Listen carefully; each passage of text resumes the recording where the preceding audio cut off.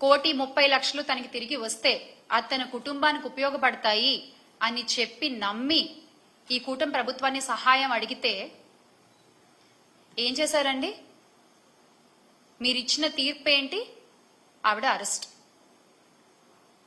అంటే బహిరంగ సభల్లో అధికారులతో సమావేశాల్లో మీ మాటలు కోటలు దాటుతాయి. మహిళలకి ఏమన్నా అన్యాయం జరిగితే కడుపు రగిలిపోతుంది, కడుపు తరుక్కుపోతుంది. మహిళల safety is my utmost priority అని మాట్లాడినటువంటి గొంతులు ఈ రోజున ఎందుకు ఒక్క మాట కూడా మాట్లాడట్లేదు? మీ పార్టీ నాయకుడేగా. ఎందుకని? అంటే ఇవన్నీ మాటల వరకేనా? చేతల్లో ఇవేం కనబడవా? ఒక ఆవేశం అదంతా ఏమైపోయింది? ఈ రోజున ఆవేశం అంతా ఏమైపోయింది? లేకపోతే ఏమన్నా డ్యూటీ దిగారా? చెప్పండి. జస్ట్ అంటే ఏమైనా గ్యాప్ తీసుకున్నారా? మళ్ళీ మీరు డ్యూటీ ఎక్కాక ఇవన్నీ చూస్తారా?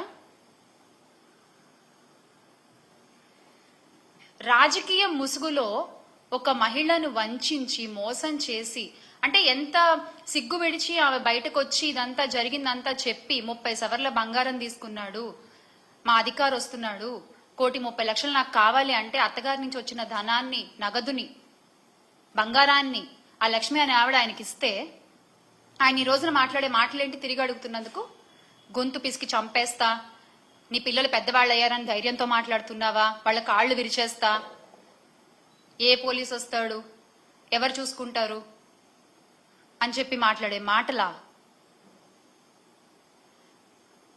పార్టీ అధినాయకుడేమో మహిళల ప్రయారిటీ మాకు ముఖ్యం, మహిళల రక్షణ మాకు అట్మోస్ట్ ప్రయారిటీ అని మాట్లాడతాడు. కానీ ఆ పార్టీలో ఉండేటువంటి నాయకులు మాత్రం చేసే పనులేమో ఇవి. అంటే ఈ ఆధారాలన్నీ పట్టుకుని ఆ సగటు మహిళ పోలీస్ స్టేషన్ కి వెళ్లి ఫిర్యాదు చేద్దాం అనుకుంటే కనీసం కంప్లైంట్ కూడా తీసుకోరా అండి పోలీసులు? ఇదేం అన్యాయం అసలు? ఏం రాజ్యం నడుస్తోంది ఇక్కడ?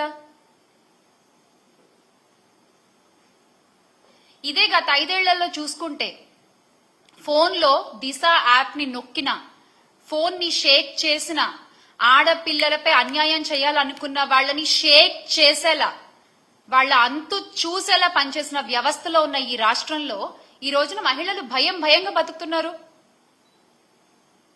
అరే ఇంత జరుగుతున్నా ఒక్కళ్ళు నోరెత్తరు, ఒక్కళ్ళు నోరు తెరిచి మాట్లాడరు. ఈ లక్ష్మి గారి విషయమనే కాదు, కూటమి ప్రభుత్వం అధికారంలోకి వచ్చిన దగ్గర నుంచి ఆడపిల్లలపై, చిన్న పిల్లలపై ఎన్ని అఘాయిత్యాలు జరిగాయండి, ఎన్ని అన్యాయాలు జరిగాయి? కనీసం ఒక్కళ్ళన్నా మాట్లాడారా? మన రాష్ట్ర హోంమంత్రి అనిత గారు మాత్రం పేరుకి మాత్రం హోమ్ మినిస్టర్, ప్రచారాలకే పరిమితం అవుతున్నారు, ఆవిడ ప్రకటనలకే పరిమితం అవుతున్నారు. పోలీస్ వ్యవస్థ హోమ్ మినిస్టర్ చేతిలోనే కదా ఉంటుంది. ఎందుకు దాన్ని మీరు కట్టుదిట్టంగా చేయలేకపోతున్నారు?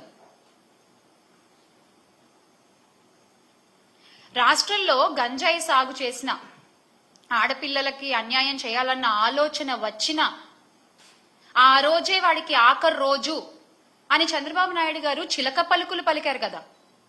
చంద్రబాబు నాయుడు గారు ఈ రోజున ఆడపిల్లలకు అన్యాయం చేసిన ప్రతి ఒక్కడు కాలర్ ఎగరేసుకుంటూ తిరుగుతున్నాడు బయట.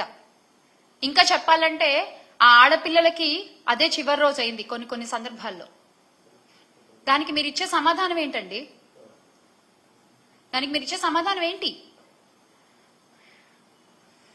తొక్కి పట్టి నార తీస్తాం, ఆడపిల్లల జోలికొస్తే తొక్కి పట్టి నార తీస్తాం, నడు వంచి దెబ్బలు కొడతాం అని చెప్పినటువంటి పవన్ కళ్యాణ్ గారు ఏది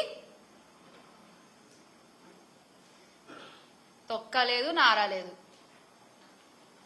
మహిళలకు అన్యాయం చేయడం ఒక రాయల్టీగా